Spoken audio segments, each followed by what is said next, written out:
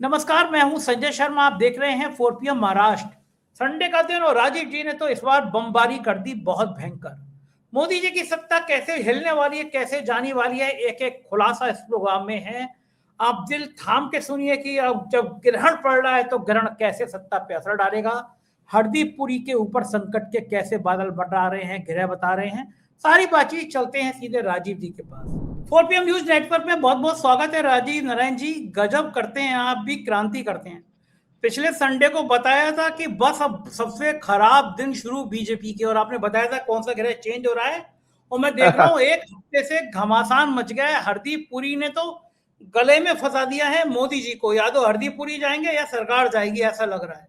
और जो राहुल गांधी के लिए आपने शो किया था, कहा था कि राहुल गांधी के सितारे बहुत बुलंद है। मैं चाहूंगा कि आज के शो की शुरुआत वहीं से करिएगा, क्योंकि क्या बात है, क्या बात है। आपने कहा था कि राहुल गांधी के जो स्टार्स हो रहे हैं पिछले संडे, दर्शकों पिछले संडे का प्रोग्राम खोल के देख लीजिए। राजीव जी ने कहा था कि विदेश से जानकारी जुटाकर राहुल गांधी इतना बड़ा हमला करने वाले हैं कि सरकार पसीने पसीने हो जाएगी। तब तक कोई चर्चा नहीं थी हरदीप पुरी की। और राजीव जी के प्रोग्राम के बाद क्रांति हुई। फैमिली रिसर्च की टीम ने मुझे बताया कि एक साल पहले आपने बता दिया था, एक साल पहले बता दिया था, वो डेट भी आपको याद होगी, कि मार्च से भारतीय जनता पार्टी के बड़े नेताओं के सेक्स स्कैंडल खुलेंगे। और हरदीप पुरी का एपिस्टीन फाइल में एपिस्टीन से मुलाकात पूरे अंतरराष्ट्रीय चर्चा का विषय बनी हुई है। राजीव जी सच बता रहा हूं, तो मुझे लगने लगा कि बजरंगबली से कोई डायरेक्ट कनेक्शन है आपका। जो कहते हो वही हो जाता है राजीव जी। क्या क्या बता रहे हैं। और अब मुझे लग रहा है, मुझे बताया गया किसी ने, सूर्य ग्रहण और चंद्र ग्रहण दोनों पड़ने वाले हैं। पिछली बार जब ग्रहण पड़ा था आपने बताया था अंतरराष्ट्रीय स्तर पर क्या हो सकता है, हवाई दुर्घटनाएं बताई थी, वो हो गई। अब ये ग्रहण आ रहे हैं, भाजपा का बुरा समय आप पहले ही बता चुके हो। क्या होने वाला है आने वाले दिनों में राजीव जी, ये और बता दीजिए। बहुत अच्छी बात संजय जी, आपने जो पहला आपने बात कही कि हम राहुल गांधी से शुरू करेंगे। एक मैंने छोटी सी एक एस्ट्रोलॉजी की रिसर्च और की है आज। मैं बड़ा मुझे मजा आता है जब इस तरह के चैलेंजेस को मैं देखता हूं कि भाई कोई व्यक्ति, हम सब याद रखिए दर्शकों, हम सभी का जन्म इस संसार में किसी ना किसी मोटिव के लिए, उद्देश्य के लिए हुआ है। ये दुर्भाग्य है कि कुछ लोग उस मोटिव को पहचान पाते हैं तो वो बहुत आगे बढ़ जाते हैं और बहुत ज्यादा उनकी प्रशंसा होती है, इतिहास में उनका नाम दर्ज होता है। और बाकी तो फिर आम आदमी की तरह से वो दाल रोटी में ही बिजी होकर के जीवन को बर्बाद कर लेते हैं। तो आपको बता दो संजय जी, महात्मा गांधी का जन्म हुआ है 2 अक्टूबर 1869 को, 2 अक्टूबर 1869 को। और राहुल गांधी का जन्म होता है 19 जून 1970 को। लगभग 100 साल, लगभग 100 साल का फर्क हो गया। वो 69 1800 का, ये 1970। तो मैंने एक रिसर्च ये की कि राहुल गांधी के अंदर और महात्मा गांधी के अंदर डिफरेंस क्या रहा होगा। तो आज मैं दर्शकों को शेयर करता हूं। तो पहले तो यह है भैया, दर्शकों, और दोनों के तुला लगन है, इसलिए मुझे ये रिसर्च आपके सामने लाने का मौका मिला। तो संजय जी, ये पहले महात्मा गांधी की हॉरोस्कोप है, दर्शकों को शेयर कीजिएगा। और राहुल गांधी की हॉरोस्कोप ये वाली है भैया, ये भी आप दर्शकों को शेयर कीजिएगा। तो दोनों की तुला लगन की कुंडली है और दोनों के मतलब चंद्र कुंडली। अब मैंने क्या देखा कि जो हमारा संजय जी चंद्र कुंडली होती है वो हमारा स्टेट ऑफ माइंड होती है। हमारी एफिशिएंसी, हमारी डिसीजन मेकिंग को सबसे ज्यादा अगर कोई प्रभावित करता है, हमारा माइंड करता है। हम कहते हैं ना, माइंड में अगर कोई तनाव आ जाए तो आप कितने ही अच्छे टैलेंटेड आदमी हो तो आप डिप्रेशन में चले जाओगे या कुछ और गड़बड़ हो जाए। तो राहुल गांधी की आज मैंने क्या किया, इन लग्न चार्ट में से, ये फिजिकल बॉडी को रिप्रेजेंट करती हैं, जो दोनों की तुला लगन की कुंडली है।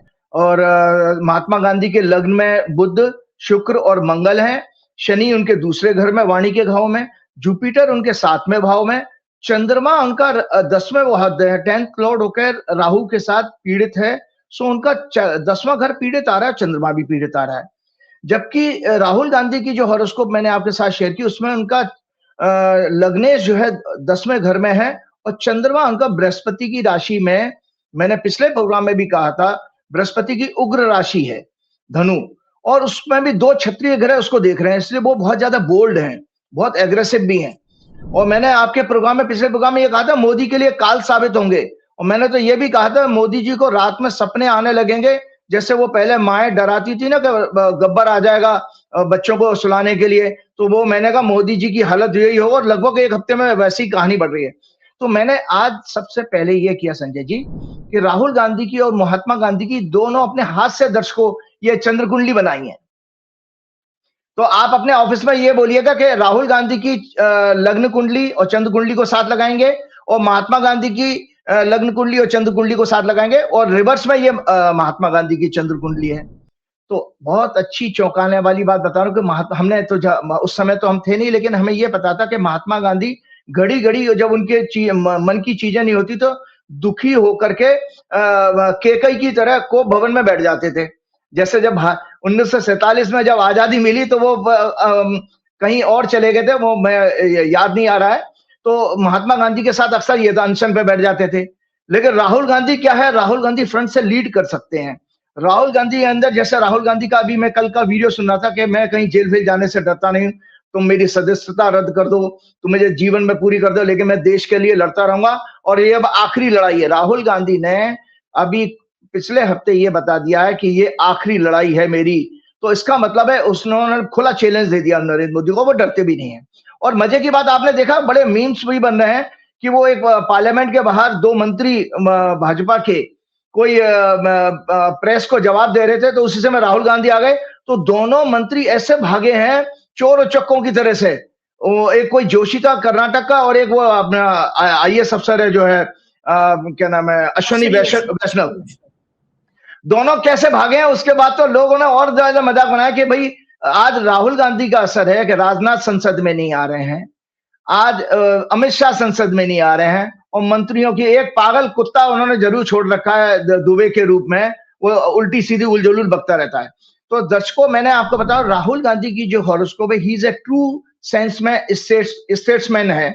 और इनकी चंद्रमा, चूंकि चंद्रमा पर सूर्य और मंगल की दृष्टि है, तो aggressive, clear and decisive working है इनकी। एटीट्यूड इनका विद फुल ऑफ पॉजिटिविटी है और दृढ़ निश्चयी है। और महात्मा गांधी के 3rd हाउस में सन है, वो भी करेजियस हैं, फेमस हैं हुए। महात्मा गांधी के 10वें घर में जुपिटर, जो उनको आज महात्मा बनाने का और उनको फेमस करने का, जो आज तक हम उनको राष्ट्रपिता मानते हैं, उसका योग बनाता। परंतु उनका चंद्र कुंडली का लग्न और चंद्रमा दोनों राहु केतु के बीच में पीड़ित होने के कारण राहुल गांधी जैसे aggressive, clear and decisive with positive attitude का नहीं बनाता। महात्मा गांधी उस तरह के नहीं थे। तो इसलिए दर्शकों, आज आपके लिए बहुत बड़ा मौका है। आज जैन जी के सामने एक बहुत बड़ी राहुल गांधी के रूप में एक ऐसा नेता है जो महात्मा गांधी के व्यक्तित्व की कुछ कमियों को पूरा कर सकता है आपके सामने, जो उस जमाने में महात्मा गांधी के पास वो ताकत नहीं थी। दोनों की हॉरोस्कोप तुला लगन की है। और मजे की बात देखिए संजय जी, चंद्र कुंडली के अनुसार दोनों की 5वें घर में, 5वां घर रोमांस का होता है, शनि है वहां पर, और शनि की तीसरी दृष्टि होती है जो 7वें भाव पर आ रही है। तो इंटरेस्टिंग पॉइंट ये भी है ज्योतिष सीखने वालों के लिए कि राहुल गांधी की शादी क्यों नहीं हुई, महात्मा गांधी की शादी हुई। तो एक तो महात्मा गांधी की हॉरोस्कोप जो मैंने आपसे शेयर की संजय जी, उसमें बृहस्पति उनके 7वें घर में बैठे हैं और शुक्र जो है और मंगल 7th लॉर्ड 7th हाउस को दिख रहा है, इसलिए महात्मा गांधी की शादी हो गई। लेकिन राहुल गांधी की कुंडली में सप्तमें 9वें घर में चले गए और वहां पर नीच का शनि आने से, जो कि 6वें घर का नीच का शनि आने से उसने विवाह के मैटर को कमजोर कर दिया। इसलिए राहुल गांधी की जो है मैरिज नहीं हो पाई है। एक सच और मैं आपके सामने लाना चाहता हूं संजय जी, ये राइटअप है, जरूर आपने पीछे मैंने शेयर भी किया है। अभी मोदी जी ने जो है सदन में खड़े होते हुए, राज्यसभा में, लोकसभा में तो उनको बोलने नहीं दिया गया, वो आए भी नहीं, डर के भाग गए। लेकिन एक गलत बयान, जैसी उनकी आदत है हमेशा झूठ बोलने की, उन्होंने एक फिर से झूठ देश के सामने कहा कि उन्होंने ये कहा कि एक राहुल गांधी का नाम नहीं लिया कि इन्होंने कांग्रेस के एक बड़े इस परिवार ने हमारे गुजरात का गांधी नाम भी चुरा लिया। ये मोदी जी RSS और उछलने कूदने वाले जोकरों की तरह से इनके प्रवक्ता सब सुन ले। पहले तो गांधी सरनेम जो है केवल गुजरात से संबंध नहीं रखता, भारत के अंदर आपके उत्तर भारत में राजस्थान में ओसवाल बनिया वगैरह भी गांधी लिखते हैं, मूल तो बनिया ही होते हैं ये लोग। और पंजाब में भी बहुत से खत्री गांधी लिखते हैं, और हरियाणा में भी ये गांधी सरनेम पाया जाता है, गुजरात के अलावा मध्य प्रदेश में भी कुछ गांधी हैं, तो केवल गुजरात से कनेक्शन नहीं है। लेकिन सच आपके सामने लेके आता हूं, इंदिरा गांधी के पति फिरोज गांधी मूल रूप से पारसी परिवार से थे। और आपको ये भी जानकारी होनी चाहिए कि पीलू मोदी करके मोदी सरनेम भी पारसियों में मिलता है। अभी मैं आगे उस जाके बताऊंगा मोदी जी खुद अपने आप को क्या कहते हैं। मोदी सरनेम आपके मुसलमानों में भी मिलता है। इंदिरा गांधी के पति फिरोज गांधी मूल रूप से पारसी परिवार से थे।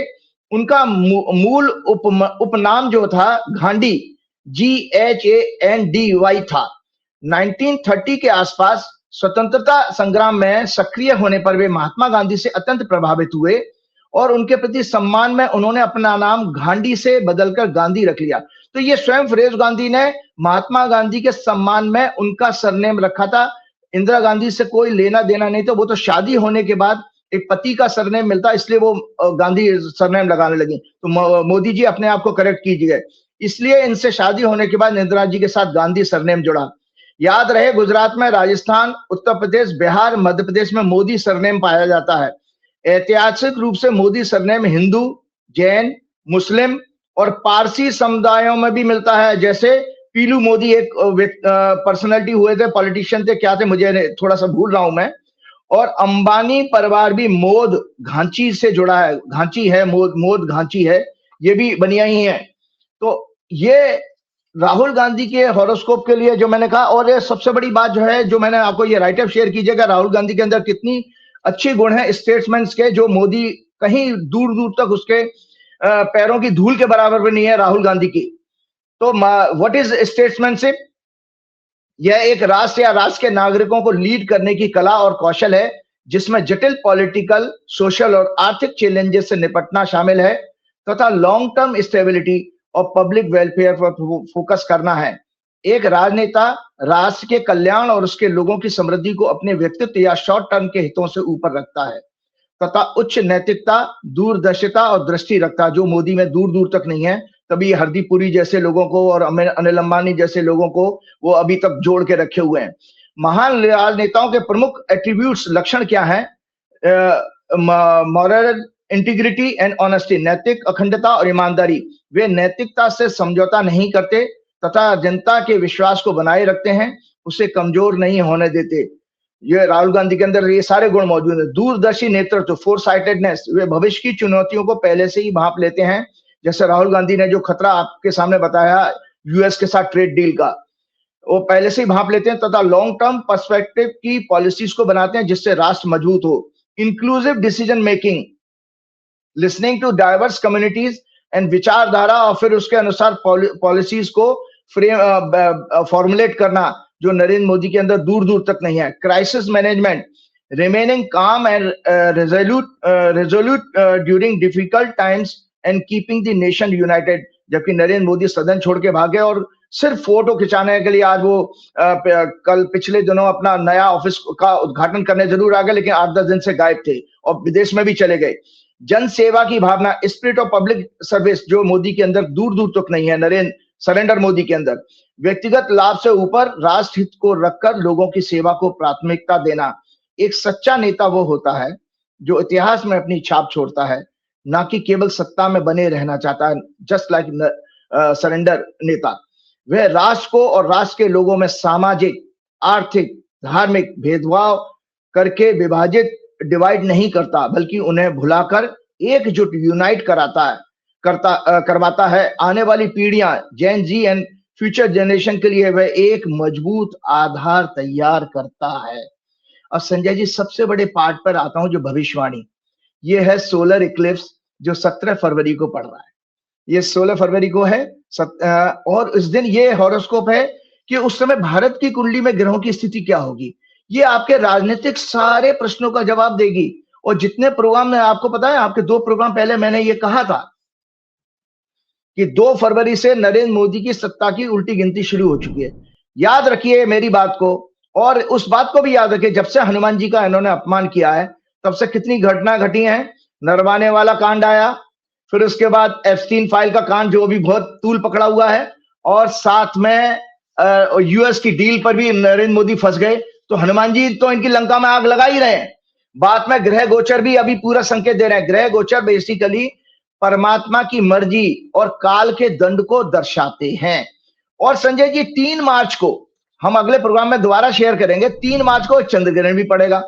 तो हमारे ये जो ये किताबें हैं ये जरूर अपने दिखाइएगा। बृहस्पति संहिता है और ये भद्रबाहु संहिता है और ये मंडेन एस्ट्रोलॉजी, क्योंकि इक्लिप्स जो है वो मंडेन एस्ट्रोलॉजी का सब्जेक्ट है, इसलिए बाकी जोशियों को पता नहीं है। वो तो खाने पीने में बाहर मत निकलो और छाया में मत जाओ, सूर्य के सामने मत जाओ, इस तरह के ढकोसले वाली चीजें बताते हैं। और एक ये साइंस और कुछ साइंटिस्टों ने रिसर्च की थी इसके ऊपर, ये इक्लिप्स के ऊपर के अमूमन ये देखा गया कि इक्लिप्स के समय बहुत ज्यादा ग्रहण जैसी के समय अर्थक्वेक और नेचुरल कैलेमिटीज बहुत ज्यादा आती हैं। तो आज आपके लिए मैंने एक बहुत टेक्निकल सब्जेक्ट है, क्योंकि मुझे आज हमारे प्रोग्राम का संजय जी सबसे बड़ी बात यह है कि ये ईश्वर की कृपा और आप लोगों का सहयोग है। बड़े बड़े इंटेलेक्चुअल्स इस प्रोग्राम को देखने लगे हैं और अपनी मेरी हर बात को लोग मतलब नॉलेज और टेक्निकलिटी की कसौटी पर परखने लगे हैं मेरे प्रोग्राम को। इसलिए मैं बहुत सावधान होकर के हर चीज को बहुत अध्ययन के साथ, मैं आपने सही कहा था कि मैं मेहनत तो करता ही हूँ और मुझे अच्छा भी लगता है। मुझे इस नाते एक अच्छा ये लगता है कि एक स्टूडेंट मेरे अंदर अभी भी जिंदा है और वो मुझे इसलिए यूथफुल बनाया हुआ है। तो मैंने एक टेक्निकल सब्जेक्ट ग्रहण का इसलिए बनाया क्योंकि मैं जानता हूं कि जब हम इक्लिप्स की बात करेंगे तो साइंटिस्ट का अटैक हम पर होगा, तो वो कोई मौका मैं उनको नहीं देना चाहता हूं। तो आगे मैं ये राइटअप है टेक्निकल, इसलिए मुझे पढ़ के सुनाना पड़ेगा। ये पूरा राइटअप है और इक्लिप्स में क्या क्या होने वाला है वो अभी आपको बता रहा हूँ। ये सत्ता तो गई, मोदी तो गयो भैया, मोदी तो गयो, 2 ग्रहण तो ये बता रहे हैं। शास्त्र का सिद्धांत है कि एक पक्ष में अगर 2 ग्रहण पड़े तो राजा और प्रजा दोनों को कष्ट होता है। क्या 17 फरवरी 2026 को पड़ने वाला सोलर इक्लिप्स सूर्य ग्रहण और 15 दिनों के अंदर फिर 3 मार्च 2026 को पड़ने वाला चंद्र ग्रहण लूनर इक्लिप्स भाजपा, मोदी, शाह की सरकार, उनके राजनीतिक भविष्य पर आने वाले संकटों, काल का दंड को कंफर्म करेगा। ग्रहों के देखो, सबसे बड़ी बात हमेशा हर प्रोग्राम में मैंने बताया है कि ये कोई मिथ नहीं है और उसका साइंस भी, मैं फॉर्मूला भी साइंस का बता देता हूं आज। ग्रहों के अधीन ही ये संपूर्ण संसार है। हमेशा मैं इसलिए कोट करता हूं कि लोगों को पता लगे कि हमारे अहंकार को कौन तोड़ रहा है, परमात्मा। आपको राम जी ने भी जब इस चीज को, स्वयं राम ने जो है लक्ष्मण को समझाया था, जब लक्ष्मण क्रोधित हो गए और आने वाले बदलाव को एक्सेप्ट नहीं कर पा रहे थे कि कहां हम राजा बनने वाले थे, कहां हमें जंगल जाना पड़ रहा है, तो वहां स्वयं राम ने आकर के समझाया कि ये सब देव की कृपा है। देव कहते हैं काल को, मतलब इसी को ज्योतिष कहा गया। काल मतलब ज्योतिष, कि मतलब उस विधि का विधान, भाग्य जिसको कह देते, उसको कोई बदल नहीं। तो लक्ष्मण क्रोधित होकर कहते हैं कि मैं भाग्य को, देव को बदल दूंगा। तो राम ने कहा कि नहीं, कोई देवता, स्वयं भगवान भी देव को नहीं बदल सकते, वो काल का चक्र तो पूरा होगा। तो वो काल का चक्र ही ज्योतिष है। काल का चक्र जो संजय जी बनता है वो 9 ग्रहों के, सूर्य के इर्द गिर्द जो 9 ग्रह हैं उनके मूवमेंट से ही बनता। तो मैं आज उसी टेक्निकल सब्जेक्ट को बता दूं। ग्रहों के अधीन ही संपूर्ण संसार है। ग्रहों के अधीन ही सभी श्रेष्ठ मनुष्य, राजा और अन्य prominent people, institution, organisation etcetera होते हैं। काल का ज्ञान which form due to the planetary transit and combination भी ग्रहों के अधीन है। हमारे सभी कर्मों के फलों को देने वाले भी ग्रह होते हैं। जिस प्रकार दीपक अर्थात प्रकाश से विहीन रात्रि तथा सूर्य से रहित आकाश होता है, वैसी स्थिति दैवज्ञ मतलब ज्योतिषी, एस्ट्रोलॉजर के बिना राजा या अन्य महत्वपूर्ण व्यक्तियों की होती है। वे एक अंधे मार्गदर्शन के अभाव में, एक अंधा कैसे इधर उधर टकराता है, डायरेक्शन लेस हो जाता है, की तरह मार्ग में इधर उधर भटकते रहते हैं। अतः विजय, यश, लक्ष्मी, उत्तम भोग तथा कल्याण, यानी अंग्रेजी में success, fame, financial prosperity, economic condition, enjoyment of luxuries and welfare की अभिलाषा, डिजायर रखने वाले राजा या इन महत्वपूर्ण व्यक्तियों को, विद्वान तथा श्रेष्ठ ज्योतिर्विद, intelligent, spiritual and devotee astrologer के समीप जाना चाहिए, अर्थात उससे परामर्श करके ही कार्य करने चाहिए। ये मेरे शब्द नहीं है संजय, ये बृहस्पति संहिता के सब्जेक्ट है। ज्योतिष is the study of the movement and position of constellation and planets, is also called Ganita or Ganit Jyotish, astronomy. The facts of their position and movements on animate as well as inanimate beings called फलिता ज्योतिष, predictive astrology कहा जाता है। जीव और निर्जीव लोगों के ऊपर जो ग्रहों का प्रभाव होता है। इक्लिप्स, ग्रहण, संहिता, कलेक्शन और compendium of laws or codes is a subject of mundane astrology. These astrological principles are used to predict natural phenomena like earthquakes, weather, famines, accidents, tragedies, epidemics, political state and future of a country, governance, fate of king, corruption, sex crime and terrorist activities, war, military conflicts, economy, trade, relationship with other countries, including neighbors, farming and general happiness of people and the other matters of the world as a whole. Narad Samhita, Garg Samhita, Bhrigu Samhita, Vashishtha Samhita, Ravan Samhita, Brihat Samhita, भद्रभाऊ संहिता आदि इसके प्रमुख ग्रंथ माने गए हैं। Solar system, the solar system consists of sun and other celestial bodies which are revolving around it in their own orbits. The sun is at the center of this system and has its light of own. So in normal astronomy, it is a heliocentric system क्योंकि sun center में है. While in Vedic astrology, because of predictive purpose, it is taken as geocentric, means Earth is taken as the center and all the planets are revolving around it. There are 9 major planets: Sun, Mercury, Venus, Earth, Mars, Jupiter, Saturn. उसके आगे भी है Uranus, Neptune, Pluto, asteroids, meteoroids, comets, interplanetary gas, dust and solar wind. इन सब से मिलकर पूरा solar system बनता है। तो मरकरी, वीनस, अर्थ और मार्स, यहां तक इनर सोलर सिस्टम है और आउटर सोलर सिस्टम में जुपिटर, सैटर्न और उसके बाद के सारे चीजें आती हैं। सोलर इक्लिप्स कब पड़ता है? In solar eclipse the moon comes in between the sun and earth and it blocks the direct sunlight reaching the earth. Following conditions should be fulfilled for the celestial phenomena. It must be a new moon or amavasya. Longitude of moon must be near Rahu or Ketu and its latitude should be 0 or closer to the degree of sun. Total solar eclipse cannot last more than 7.5 minutes. Another solar eclipse happens when moon is farthest from the earth at apogee. तो उपनिषद के अनुसार, उपनिषद का एक बहुत सुंदर वाक्य है, यथा पिंडे तथा ब्रह्मांडे, अर्थात पिंड यानी हमारा फिजिकल बॉडी और ब्रह्मांड कहते हैं यूनिवर्स के समान ही है, जिसके कारण ही इन ग्रहों का प्रभाव हमारे शरीर पर पड़ता है। तो मॉडर्न साइंस के अनुसार न्यूटन का लॉ है, law of attraction says every particles attracts every other particles in the universe. जो उपनिषद बात कर रहे हैं यथा पिंडे तथा ब्रह्मांडे, उसको न्यूटन ने भी बाद में मॉडर्न टाइम में प्रूव किया कि every particle attracts every other particles in the universe with a force, and its formula is F is equal to G m1 m2 upon r square, where F is gravitational force, G is gravitational constant, m1 m2 masses of two bodies। जैसे मुझे बृहस्पति का प्रभाव पड़ना है तो एक स्वयं मैं बन गया और दूसरा मास लिया जाएगा बृहस्पति का, तो इससे फोर्स ऑफ अट्रैक्शन निकाला जा सकता है। और आर जो होती है distance between the centre of their masses. तो इस तरह से ये एस्ट्रोनॉमी हमारी प्रूव होती है।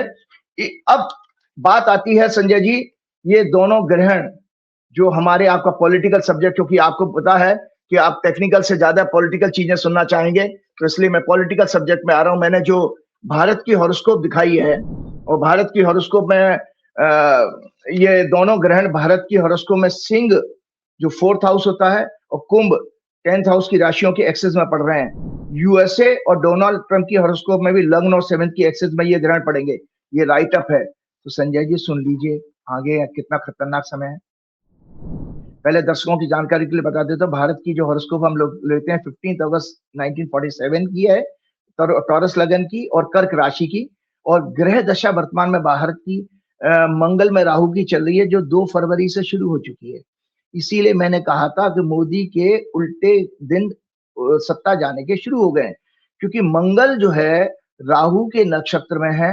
राहु जो है भारत की इस इंडिपेंडेंट इंडिया के चार्ट में 2nd हाउस में है, दोनों 212 एक्सेस में है। इकोनॉमी का भट्टा बैठेगा। आपको पता है आईटी सेक्टर किस तरह से बर्बाद होने रहा है। ऐसी न्यूज आने लगी है कि जैसे 2008 में बैंकिंग सेक्टर का हाल हुआ था सब प्राइम क्राइसिस में, अमेरिका में जब हुई थी, उसी तरह से आईटी सेक्टर का वो एआई के डर के कारण कि एआई जो है आईटी सेक्टर के बिजनेस को खत्म कर देगी। संजय जी, अभी पिछले हफ्ते केवल 6 फरवरी से 13 फरवरी के बीच में करीब 4.5 लाख करोड़ जो है पैसा उड़ गया आईटी सेक्टर का, आईटी इंडेक्स से। मतलब ये इन्फोसिस, टीसीएस जैसे 10-10, 15-15% शेयर गिर गए हैं। ये सोचिए, जबकि इसमें कितना बड़ा पैसा लगा हुआ था। तो ये क्यों हुआ? मंगल और राहु के कारण, दोनों 212 एक्सेस में दर्शकों ध्यान रखिए।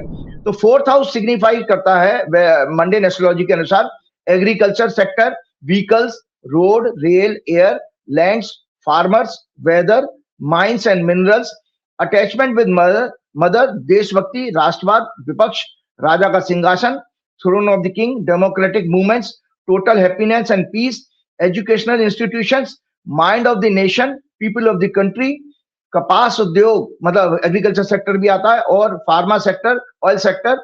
10th हाउस सिग्निफाई करता है Sanjay ji PM, president, ruling party.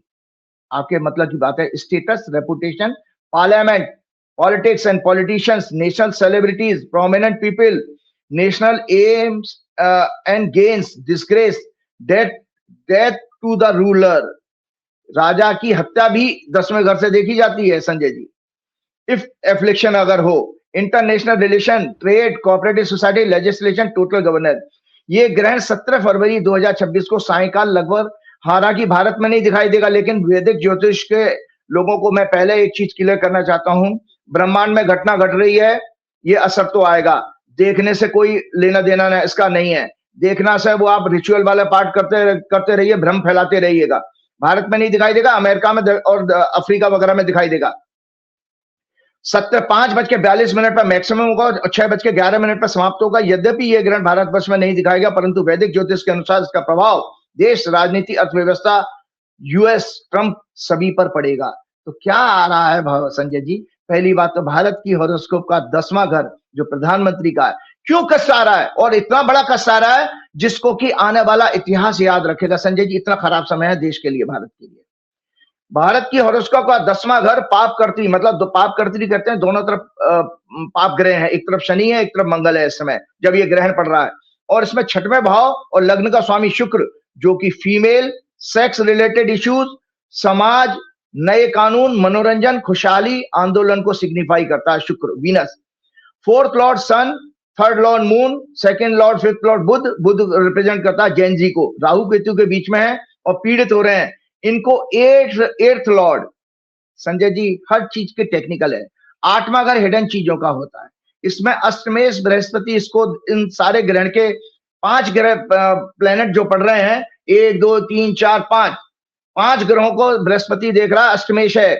Sanjay ji sex के स्कैंडल के खुलासे इतने बड़े होने वाले हैं कि नरेंद्र मोदी का भी नाम आ जाए तो कोई बहुत बड़ी बात नहीं है इस समय। इतना बड़ा खुलासा मैं आज आपको सामने करना चाह रहा हूं। ये ग्रहण बेसिकली नरेंद्र मोदी की, मैंने पहले ही कहा था कि ताबूत में आखिरी कील साबित करेंगे राहुल गांधी, उसमें काल ने अब ये ग्रहण देखो जो संकेत दे रहे हैं।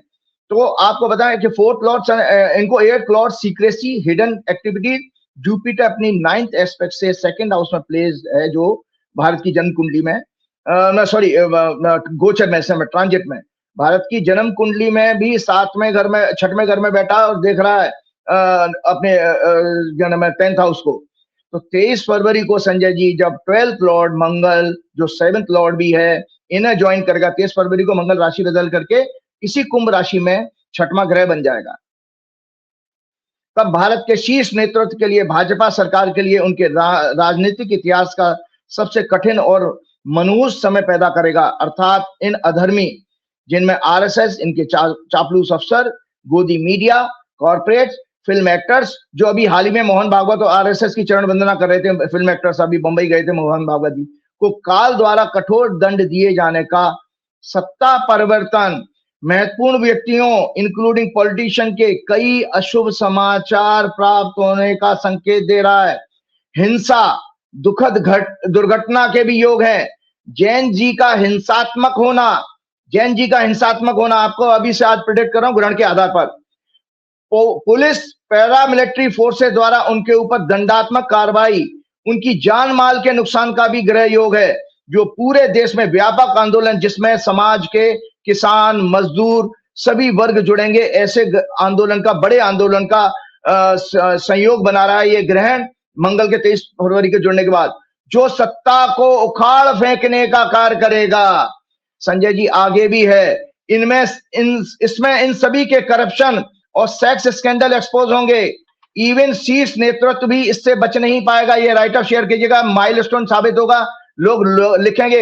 एक दर्शक ने बहुत अच्छी बात लिखी थी कि राजीव जी के अंदर कॉन्फिडेंस इतना है कि वो बात अपनी कहते भी हैं और रिटन प्रूफ भी दे रहे हैं। तो मैं आपको दे रहा हूं, आप कसौटी पे चेक करिएगा। इनसे बचने पर मंगल 12वें घर यानी विदेश, भोग विलास, सेक्सुअल प्लेजर 12वें घर से देखा जाता है। दर्शकों एक थोड़ा सा अलग हटके बात बता रहा हूं। 7th हाउस हमारा फिजिकल रिलेशनशिप का होता है और फिजिकल रिलेशनशिप की क्वालिटी 12th हाउस से देखी जाती है। तो सेक्स, भोग विलास का ह्यूमिलेशन, लॉसेस, इम्प्रिजनमेंट, जेल का भी है। विदेश में जेल कानूनी कार्रवाई का कारक है, साथ ही हिंसा, दुर्घटना का। और 7th house signified trade, enjoyment including sex. मैंने अपने कई प्रोग्राम में बताया कि डोनाल्ड ट्रंप और यूएसए की हॉरोस्कोप में शनि शुक्र कॉम्बिनेशन है जो sex abuse, exploitation, sex crime को सिग्निफाई करता है। भारत की हॉरोस्कोप में भी शनि शुक्र 3rd हाउस में इसकी पुष्टि करते हैं। आरएसएस की कुंडली दिखाइएगा, मैं समय बर्बाद नहीं करूंगा आगे। उनकी कुंडली में भी शनि और शुक्र 12वें घर में है। ये 12वें घर यानी विदेश में भोग विलास का, उनके अंदर भी अब जांच होगी तो पकड़ी जाएगी। विदेशी लोगों का या विदेशी लोगों का इन्हें भोग विलास में मदद कराना, जैसे एप्स्टीन जो है मदद करा रहा हरदीप पुरी की। या तो देखिए विदेश में जाके आप भोग विलासता करें या विदेशी लोगों के द्वारा आप वो फेवर लें। तो ये आरएसएस की कुंडली में भी है और भाजपा की कुंडली में भी है। ये भ्रष्टाचार, काले धन का भी योग है। भाजपा की हॉरोस्कोप में शनि मंगल राहु से अत्यंत पीड़ित है। शुक्र 5th लॉर्ड, 2nd लॉर्ड है, 12वें भाव में प्लेस है और शनि अपनी 10वीं दृष्टि से उसे पीड़ित कर रहा है। इसलिए ये पार्टी के अंदर महिलाओं का शोषण, महिलाओं पर अत्याचार, रेप, सेक्स अब्यूज करने के मजबूत ग्रह योग हैं जो हमने पीछे भी देखे थे। संजय जी देखिए, अब तो आम आदमी पार्टी के किसी प्रवक्ता ने पूरा खुलासा कर दिया। उनके तो डायरेक्ट इन्वॉल्वमेंट हरदीप पुरी का प्रूव हो चुका, उनकी मेल, उनका डिस्कशन, बल्कि वो एप्स्टीन के साथ जब भाजपा की सत्ता बन चुकी है मोदी जी की, उसके बाद वो मिले हैं, तो उनका झूठ पकड़ा गया जो उन्होंने प्रेस कॉन्फ्रेंस में गलत किया। मैं अपने विषय पर आज आता हूं। इसके विपरीत आप लोगों ने कांग्रेस की हॉरोस्कोप देखी है? अरे भैया कांग्रेस की हॉरोस्कोप देख लो। आप मुझे ये कहोगे संजय जी आप भी कभी कभी कमेंट कर देते हो, आप बीजेपी और आरएसएस के लिए कहते रहो। ये देख लो कांग्रेस की हॉरोस्कोप है भैया, यहाँ कोई शनि का और शुक्र का कोई कॉम्बिनेशन नहीं है। मतलब ये पार्टी महिलाओं का शोषण कभी ताजीवन नहीं कर सकती। इनकी कुंडली में जैन जी का सिग्निफिकेटर बुध 9वें घर में बैठा है, दया करुणा के। मतलब ये पार्टी है जो सच्चे मायने में, मेरे युवा मेरी इस बात को सुन ले कि कांग्रेस ही आपका फ्यूचर है। कांग्रेस ने ही इस आपको आजादी दिलाई है। ये दरअसल ये जो स्वतंत्रता है ना, फ्रीडम, जो कांग्रेस का बच्चा है, उन्हीं का बेबी है। ये तो जब बच्चा उठाने वाला, राहुल गांधी के लिए राज्यसभा का टिकट पक्का कर रहे हैं आप ऐसी बातें कर करके ना। मुझे जरूरत नहीं है, मुझे जरूरत नहीं है। कांग्रेसियों का 50 ग्राम खून बढ़ जाता है संडे के दिन, आपको सुनते हैं और बल्ले बल्ले हो जाते हैं सारे के सारे कांग्रेसी। काम करे ना करे दल्ले का, लेकिन आपकी बातें सुन के खुश हो जाते हैं। नहीं, आप देखिए, मैं तो ग्रहों की बात कर रहा हूं। शुक्र को बृहस्पति देख रहा है, एक शुभ ग्रह देख रहा है। सूर्य को भी बृहस्पति देख रहा है, मतलब अच्छी आत्मा। सूर्य और बृहस्पति किसी की कुंडली में आपस में संबंध बनाए तो ऐसा व्यक्ति गुड सोल होता है। चेक करके हजारों कुंडलियों में मैं देख चुका हूं। शुक्र को देख रहा है। बुध जो है यूथ का सिग्निफिकेटर है, 9th हाउस में बैठा है और इनका लॉजिक का सिग्निफिकेटर मंगल भी। अब देखिए इसके विपरीत आप भाजपा की कुंडली और मतलब ये आप सोचिए, आप अपने ऑफिस में कहिएगा कांग्रेस की कुंडली और ये बीजेपी की कुंडली एक साथ लगा दें, फिर लोग जो है ज्योतिष के जानने वाले अपने आप मेरा क्रॉस चेक कर सकते हैं। मेरी परीक्षा तो उन लोगों के सामने है, दर्शकों के सामने, कि भाई भाजपा की कुंडली में मंगल की कंडीशन देखो, राहु केतु शनि से पीड़ित है और इनकी कुंडली में मंगल जो है मीन लगन के लिए वैसे भी बहुत शुभ ग्रह माना जाता है, क्योंकि बृहस्पति का लगन है, बृहस्पति के लिए अति मित्र है मंगल, और 9वें घर का लॉर्ड है जो दूसरे ट्राइन में प्लेस्ड है। हालांकि नीच का जरूर है, लेकिन वो उसका नीच भंग हो रहा है, वो मतलब दूसरे त्रिकोण में। तो मैं आगे बढ़ता हूं। इसके विपरीत आप लोग कांग्रेस के हॉरोस्कोप में देख सकते हैं नैतिक, धार्मिक, एथिक्स, आइडियलिज्म का सिग्निफिकेटर जो इनका लग्नेश भी है जुपिटर 4th हाउस में बैठकर राजयोग बना रहा है।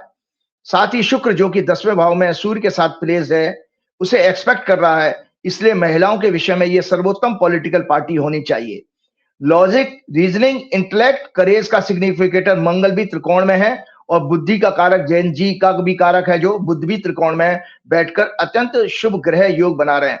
23 फरवरी के बाद मंगल और शनि दोनों भारत की हॉरोस्कोप में लग्न को देखेंगे। टॉरस राशि पीड़ित हो रही है, जो कि पूरे कैबिनेट का और कंट्री का करेक्टर हार्मोनी उसी से देखा जाता है। संजय जी, इस्तीफा आ रहा है केंद्रीय मंत्री का, ज्यादा दूर नहीं है, एक हफ्ते से ज्यादा रुक नहीं पाएगा, क्योंकि 23 फरवरी को जैसे ही मंगल जाएगा और शनि वहां उसको पहले से पीड़ित कर रहा है 10th हाउस को, लग्न को, तो ये आ रहा है।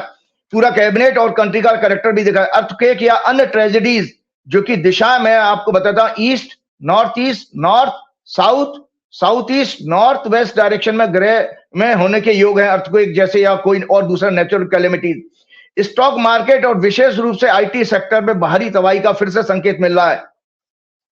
ये दोनों ग्रहण कर्क लगन में शुरू होंगे, जो एंशियंट टाइम में भारत का 7th हाउस और वर्तमान में 3rd हाउस है। अतः पड़ोसी देशों में पॉलिटिकल टर्मोइल, हिंसा, दुर्घटनाओं और व्यापक हिंसा का भी योग है।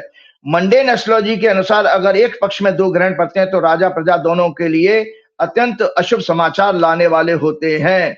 जब नरेंद्र मोदी ने 26 मई 2014 को दिल्ली में सत्ता संभाली थी, तो ये हॉरोस्कोप जरूर शेयर कीजिएगा, भारत में उस समय की ग्रहों की स्थिति क्या थी। तो देखिए, भारत का दुर्भाग्य उसी समय लिख दिया गया था परमात्मा ने, जब नरेंद्र मोदी ने 26 मई 2014 को शपथ ली थी।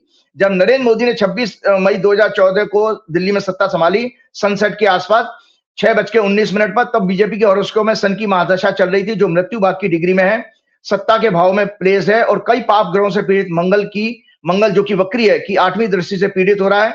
अतः काल ने भारत और देशवासियों को संकेत दे दिया था कि ये एक डिक्टेटर और रूथलेस, संवेदनहीन, भ्रष्टाचारी, गवर्नेंस के नाम पर जीरो, औरतों का शोषण करने वाली, काला धन इकट्ठा करने वाली, सभी डेमोक्रेटिक संस्थाओं को कमजोर करके डेमोक्रेसी, डिप्लोमेसी को ध्वस्त करने वाली, मीडिया और सूचना अधिकार को डेथ करने वाली, जनता के फंडामेंटल राइट्स को खत्म करने वाली सत्ता होगी, जो देश और देशवासियों को फिर से एहसास दिलाएगी कि स्वतंत्रता का अर्थ क्या है। आप भूल गए थे ना कि आपने देखी नहीं थी कि अंग्रेजों की गुलामी क्या थी, वो आज आपके सामने फिर से वही दृश्य जो है काल ने दिखा दिया। नाना प्रकार के अधर्म करके चुनावी हेराफेरी, EVM, voter list, bureaucracy support करके सिर्फ सत्ता पर कब्जा करने की सोच और उसके लिए सारे हथकंडे इस्तेमाल करने वाली होगी।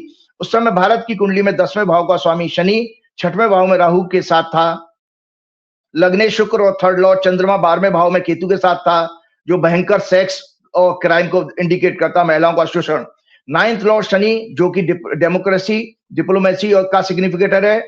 मंगल जो कि 7th लॉर्ड, 12th लॉर्ड है, वो भी अपनी 8th एस्पेक्ट से शुक्र और चंद्र को पीड़ित कर रहा था। अतः विदेश और विदेशी शक्तियों के द्वारा भारत का शोषण किसी सेक्स स्कैंडल के द्वारा, जो कि फॉरेन कंट्री से संबंध रखता हो, देश की सत्ता परिवर्तन का संकेत दे रहा था, जो देश की इमेज को खत्म कर सकता है। नैतिक मूल्यों पर यह सत्ता शून्य साबित होगी। तो ये देखिए, आज 14 के बाद जो घटना आज एप्स्टीन फाइल के केस में आ रही है, उसकी व्याख्या मैंने आपको आज करी कि वो 26 मई को काल ने पहले से डिसाइड कर दी थी।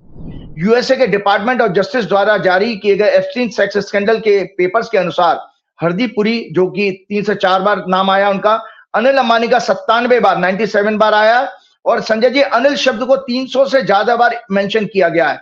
एप्स्टीन ने अनिल अंबानी को मोदीज गाय या रिप्रेजेंटेटिव बताया था। वर्ल्ड पॉलिटिक्स में जेफरी एप्स्टीन यौन शोषण, सेक्स अब्यूज के मैटर्स में इतिहास के सबसे घिनौने व्यक्ति के रूप में जाना जाएगा। उसके साथ या उसके द्वारा मेंशन लोग भी इसी तरह के अपराध के एक हिस्सेदार माने जाने चाहिए। फिर नैतिकता के आधार पर हरदीप पुरी और अनिल अंबानी का पर कोई कार्रवाई क्यों नहीं है? एक जानकारी बता देता हूं संजय जी, वैसे तो टेक्निकल सब्जेक्ट है, लेकिन दर्शक जिस तरह के मेरा सुनते हैं प्रोग्राम, तो मेरे लिए जरूरी था कि ये यौन शोषण कितना, हमारे भारत में भी सबसे कठोर कानून है इसका, तो थोड़ा सा टेक्निकल चीज मैंने तैयार की थी। भारत में POCSO, protection of children from sexual offence act 2012 act है। ये 18 वर्ष से कम उम्र के सभी बच्चों को सेक्स अब्यूज क्राइम से प्रोटेक्ट करता है। ये कानून 14 दिसंबर 2012 से लागू हुआ। 2019 में इसमें संशोधन करके सख्त सजा के प्रावधान किए गए।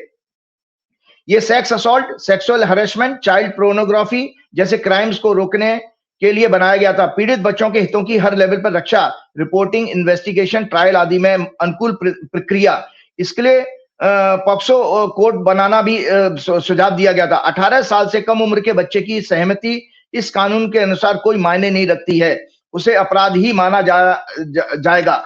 इसके अलावा और यदि कोई व्यक्ति जिसे पता चले कि किसी भी सोर्स से कि बच्चों के साथ ऐसा अपराध हुआ है या होने वाला है, उसे जांच एजेंसीज को बताना बेहद जरूरी है। सेक्शन 19 ये कहता है, इसमें बच्चे की पहचान गुप्त रखी जाती है। ये भारत के सबसे सख्त कानूनों में से एक है। यूएसए में भी फेडरल लॉज हैं, 18 यूएससी चैप्टर 109A, जो sex abuse, aggravated sexual abuse of minors, abusive sexual contact etcetera, इनमें 15 साल से लेके आजीवन कारावास की सजा है। आपको याद होगा कि कैसे विदेश राज्य मंत्री एमजे अकबर ने 17 अक्टूबर 2018 को रिजाइन किया था, जब उन पर 15 से 20 महिला जर्नलिस्टों ने मी टू कैंपेन के समय सेक्सुअल हैरेसमेंट एंड असॉल्ट के आरोप लगाए थे। नैतिकता के आधार पर सेक्स हैरेसमेंट, मिसकंडक्ट, करप्शन या अन्य कंट्रोवर्सीज में कई भाजपा नेताओं के इस्तीफे हुए हैं। नितिन गडकरी 2013 में corruption land deal, Jain hawala कांड में corruption, on the basis of entries in diaries LK Advani, Madan Lal Khurana जो उस समय दिल्ली के सीएम थे, एलके अडवाणी जी ने तो संसद की सदस्यता तक से इस्तीफा दे दिया था और कहा था कि मैं पार्लियामेंट में तब तक नहीं लौटूंगा जब तक मेरा नाम इससे क्लियर नहीं हो जाता। उन्होंने कई बार कहा कि नैतिकता, प्रोबिटी इन पब्लिक लाइफ के लिए मैंने ये कदम उठाया जो नरेंद्र मोदी के अंदर मर चुकी है। नरेंद्र मोदी, इसीलिए नरेंद्र मोदी ना अडवाणी जी का कभी नाम लेते हैं, कभी मुरली मनोहर जोशी का नाम नहीं लेते, जसवंत सिंह जी का नाम नहीं लेते, यशवंत सिन्हा का नाम नहीं लेते, और सुषमा स्वराज और जेटली जी तक को उन्होंने भुला दिया। प्रमोद महाजन का भी नाम नहीं लेते। प्रमोद महाजन जी के भी कांड में उनका नाम होना चाहिए। और उन्होंने रमेश जरकोली 2020-21 में कर्नाटक बीजेपी मंत्री थे। चंद्र प्रकाश गुप्ता, चौधरी लाल सिंह 2018 में JNK, वो भी बीजेपी की सरकार थी, और 2011 में पंजाब में 5 मिनिस्टर्स इन्होंने भी रिजाइन किया था, वो भी बीजेपी की सरकार। अब देश जानना चाहता है कि मोदी, पुरी और अनिल अंबानी की नैतिकता क्या बची है या मर चुकी है। कुलदीप सेंगर, हिरेन जोशी, अंकिता भंडारी कांड, PMO में जोशी की महिला मित्र हाथरस कांड, देश भूला नहीं है। आप क्या भूल गए हैं? मैंने अपने पिछले हफ्ते के प्रोग्राम में आप सभी के साथ एक मेडिकल रिसर्च शेयर की थी कि कैसे पूर्व काल से लेकर आज तक डिक्टेटर एंड अथॉरिटेरियन रिजीम अंधभक्त तैयार करती हैं, उनके दिमाग की नसबंदी करके उन्हें हेट स्पीच, कांवड़ उठाना, ताली थाली बजाना, समाज में भेदभाव, हिंसा करने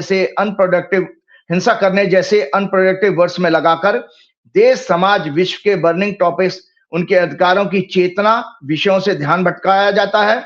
इसमें सबसे पहले मीडिया और इंफॉर्मेशन की हत्या की जाती है, उसके बाद इनका सहारा लेकर जनता को भ्रमित किया जाता है। एक मेडिकल रिसर्च के अनुसार संजय जी, एक चौंकाने वाली बात बताता हूं। गधे, कुत्ते और सुअर में जो मगज होता है, फ्रंटल लोब कोर्टेक्स, वो 5% लगभग होता है, 5 से 10% के बीच में, और उल्लू में ये 0 होता है, जबकि हेल्दी मनुष्य में ये 35 to 40% होता है, जिसका की काम है, जो मैंने पिछले प्रोग्राम में डिटेल में आपको समझाया था, सत्य असत्य में भेद करना, मतलब logical and analytical thinking, decision making इसी ब्रेन के हिस्से से होती है। तो अब आपको देशवासी स्वयं चिंतन करें कि RSS, बीजेपी, इनका शीर्ष नेतृत्व, इनके एलाइज भी इसमें शामिल हैं, गोदी मीडिया, तलवे चाटने वाले अफसर including judiciary, bureaucracy, corporates, film actors, prominent people, संत महात्मा धीरेन्द्र शास्त्री, अवधेशानंद, कैलाशानंद, राम भद्राचार्य, रामदेव, देवकी नंदन जैसे अनेक कथावाचक, चिदानंद, सनातन धर्म को बचाने वाले ढोंग के ठेकेदार, RSS की संस्थाएं, विश्व हिंदू परिषद, हिंदू महासभा जो विदेशी नाम है, आदि किस कैटेगरी में आते हैं? 5% वाली जो डॉग्स, डंकी, पिग को रिप्रेजेंट करती है, या 40% वाली जो मनुष्य को? ये मैं साइंस बता रहा हूं, क्योंकि इन सभी की नैतिकता मर चुकी है और ये देश, समाज, विश्व में होने वाले अनेक विषयों जो जनता के दुख, तकलीफ, अन्य कष्टों से जुड़े हैं, जैसे बेरोजगारी, महंगाई, अर्थव्यवस्था, कानून व्यवस्था, महिलाओं, दलितों, आदिवासियों, गरीब मजदूरों पर अत्याचार, उनका शोषण, प्रजातंत्र, स्वतंत्रता की रक्षा, डिप्लोमेसी, समाज में नैतिक मूल्यों का पतन, भ्रष्टाचार, काला धन का बढ़ना, नोटबंदी, आर्मी ऑफिसर्स का अपमान, सीमा की सुरक्षा, देश प्रेम, देशभक्ति, राष्ट्रवाद, धर्म संस्कृति का सच्चा स्वरूप क्या है, पर बोल नहीं पाते। साइलेंट रहकर सरकार, संघ आदि इनका उल्टा सहयोग कर रहे हैं। काल श्री हनुमान जी का इस सरेंडर नेता द्वारा अपमान किए जाने के बाद अत्यंत क्रोधित है और शीघ्र ही इन सभी को अधर्म और अनेक पापों की सजा अवश्य देगा।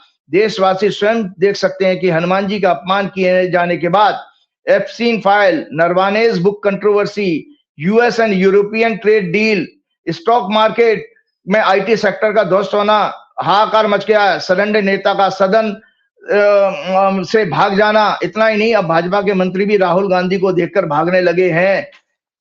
तो संजय जी, मैंने ये सब आप लोगों के चिंतन के लिए छोड़ दिया। अब चलते चलते धर्म की बात कर लेता हूँ। शिवरात्रि है, 15 तारीख को हमारा प्रोग्राम लग गया, तो भगवान भोलेनाथ की बात कर देता हूँ। सबसे पहले दर्शकों आज शुरुआत करता हूँ। जय जय शिव शंकर। तो सबसे पहले आज वो बताने वाला हूं, लोग हनुमान जी को पहचाने नहीं है। शंकर सुवन केसरी नंदन तुलसीदास जी कह गए हैं। तो दर्शकों आज आपके सामने शेयर करता हूं कि ये शिव पुराण की कहानी है और सच्ची बात है। मैंने अक्सर अपने प्रोग्राम में कहा कि जब भगवान विष्णु ने राम जी के रूप में राजा दशरथ के यहाँ जन्म लेने का निश्चय किया, तो भगवान भोलेनाथ एक दिन तपस्या कर रहे थे। तपस्या हमेशा ध्यान मग्न रहते हैं। तो अचानक उनका ध्यान टूट जाता है संजय जी। और वो जब ध्यान टूटता तो पार्वती जी घबराई कि भाई भोलेनाथ का ध्यान टूटने का मतलब है कोई विपत्ति आ रही है या तो कोई प्रलय आने वाली है। वो ऐसे व्यक्ति हैं कि जो अगर नाराज हो जाए तो जाने क्या ना कर दें। तो पार्वती जी घबराई। उन्होंने पार्वती जी को कहा कि प्रिय, मैं पृथ्वी पर जन्म लेने जा रहा हूं। तो वो घबराने लगी, मैं फिर अकेली क्या करूंगी कैलाश पर्वत पे। तो उन्होंने वहां वचन दिया कि नहीं, मेरा एक अंश जो है पृथ्वी पर जन्म लेगा और एक अंश तुम्हारे साथ रहेगा यहीं कैलाश पर। इसीलिए उस समय अंजना जो थी हनुमान जी की माता, 12 वर्षों से तपस्या कर रही थी। उनके कोख में वो भगवान शिव ने जो है इस तरह से पैदा हुए और हनुमान जी के रूप में। इसीलिए याद रखो कि हनुमान जी स्वयं साक्षात शंकर हैं और उनका अपमान करने वाला कैसे कोई बच सकता है। तो महाशिवरात्रि क्या है, ये बहुत आध्यात्मिक है, क्योंकि ये आप लोगों के नोट्स भी बन जाते हैं इस बहाने। महाशिवरात्रि क्या है, इसका आध्यात्मिक महत्व क्या है। महाशिवरात्रि को शिव की महान रात्रि कहा जाता है। यह पर्व मुख्य रूप से आंतरिक जागृति, आत्मशुद्धि और मोक्ष प्राप्ति का प्रतीक है। शिव का शाब्दिक अर्थ है शुभ, कल्याणकारी, मांगलिक, सौभाग्य, शांति, सृष्टि का कारक। शिव साक्षात ब्रह्म है और इस संसार की ऊर्जा भी मां पार्वती उस ऊर्जा की शक्ति है। शिव ही एकमात्र पुरुष है जो संसार की उत्पत्ति का कारण है। यह पृथ्वी और समस्त प्रकृति, जिसका मानव एक हिस्सा है, जो मां पार्वती का स्वरूप बनती है। मतलब पृथ्वी और प्रकृति जो है मां पार्वती है। मनुष्य के अंदर जब तक आत्मा के रूप में शिव है, तब तक ही उसकी एग्जिस्टेंस है। शिव रूपी प्राण के निकलते ही वह शव बन जाता है। ध्यान से सुनिएगा, शिव रूपी प्राण के निकलते ही हम शव बन जाते हैं। ये शिव का मायने है, अर्थ है। अतः आंतरिक शिव को प्रसन्न रखने से ही हम अपने अंदर अज्ञान रूपी अंधेरे की रात्रि को ज्ञान रूपी प्रकाश से जागृत कर सकते हैं। शिवलिंग क्या है?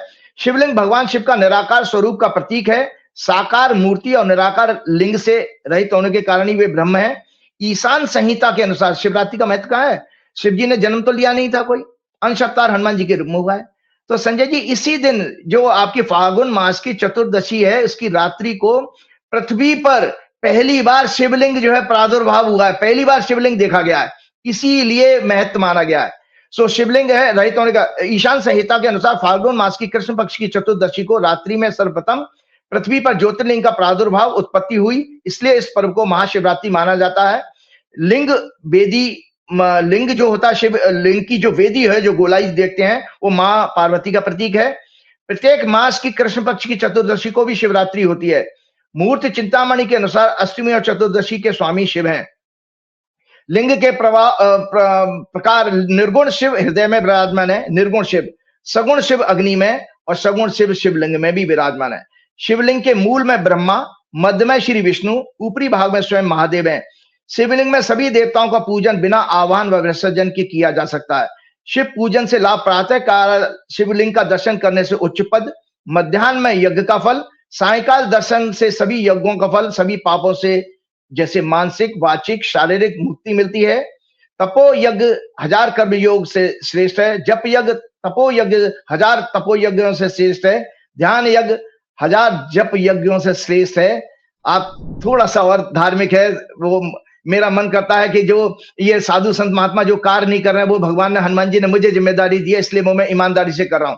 ध्यान ही ज्ञान का ध्यान ही ज्ञान का साधन है, ब्रह्म ज्ञान। शिवरात्रि के दिन शिव पूजन करने से ज्ञान योग की प्राप्ति होती है। इस दिन चारों पहर उनकी स्तुति करनी चाहिए। मन, वाणी तथा कर्मों से हिंसा न करने वाला तथा समस्त प्राणियों पर उपकार करने वाला मनुष्य करोड़ों गुना पुण्य पाकर रुद्र लोक को प्राप्त होता है। दरिद्रता, रोग, दुख, शत्रु जनित पीड़ा दूर होती है, मुक्ति प्राप्त होती है। घर में जब सामान होता है, गौशाला में जब 100 गुना, पुष्प में वाटिका वन में जब 1000 गुना, पर्वत पर जब 10,000 गुना, नदी तट पर जब अगर किया जाए तो लाख गुना, देवालय में जब किया जाए तो करोड़ गुना, और शिवलिंग के समीप अगर आप कोई मेडिटेशन या चैंटिंग करते हो तो अनंत गुना पुण्य देने वाला होता है। और आपको पता है इस दिन क्या करना चाहिए? मानस पूजा से 1000 गुना पुण्य प्राप्त होता है, क्योंकि इसमें कोई हिंसा नहीं होती। भगवान शिव तो केवल सिर्फ भाव के भूखे हैं, उन्हें किसी सांसारिक वस्तु की आवश्यकता नहीं है। मानस पूजा से चित्त कहते हैं मन, बुद्धि, अहंकार, शीघ्र एकाग्र कंसंट्रेट होता है, सरस होकर शांति का अनुभव होता है। कानों से भगवान का नाम, गुण और लीलाओं का श्रवण, वाणी द्वारा उनकी स्तुति और कीर्तन, मन के द्वारा उनका मनन, ये 3 महान साधन ईश्वर प्राप्ति के कहे गए हैं। इस दिन संजय जी छोटा सा आप भी कोशिश कीजिएगा। ओम नमः शिवाय का मंत्र, जो वैदिक मंत्र है, पंचाक्षर मंत्र है। ओम तत्पुरुषाय विद्महे महादेवाय धीमहि तन्नो रुद्रः प्रचोदयात्, ये शिव गायत्री मंत्र है। महामृत्युंजय मंत्र जाप कर सकते हैं। हनुमान चालीसा, संकट नाशक स्तोत्र का पाठ अति उत्तम है। शिव पंचाक्षर स्तोत्र, लिंगाष्टकम, शिव तांडव स्तोत्र, काल भैरवाष्टकम, रुद्राष्टकम का पाठ भी करना चाहिए।